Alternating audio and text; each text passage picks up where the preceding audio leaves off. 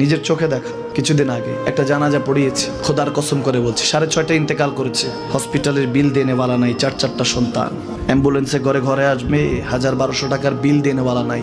কি বুঝলেন? ক্ষণস্থায়ী দুনিয়া।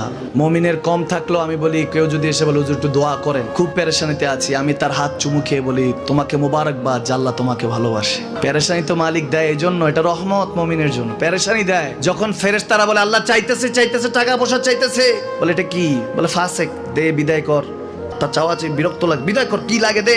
মমিন যখন চাইতে থাকে আল্লাহ আমাকে কিছু লাগবে, যখন একটু করে চায় আমার মাটাকে সুস্থ করে দাও, বাবাটাকে আল্লাহ আমার স্ত্রীকে, আমার আমাকে একটু তৌফিক দাও, চাইতে থাকে মমিন। আল্লাহ বলে যখন ফেরেশতারা দেখে মমিন চাচ্ছে, দেরি করতে পারে না, তাড়াতাড়ি খাজানা নিয়ে দিতে নেবে, আল্লাহ বলে রাখোস না, এত তাড়াহুড়া কিসের?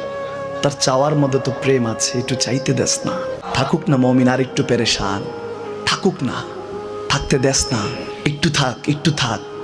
পেরেশানিতে রেখে আল্লাহ মজা নেয়, মহব্বত নেয়, মমিনের অন্তর থেকে খুশবু নেয়। আল্লাহর বড় মায়া, মমিন যখন চায় আল্লাহ তখন মায়ার নজর নিয়ে তাকায়, হায় হায় আমার বান্দা, সুবহানাল্লাহ।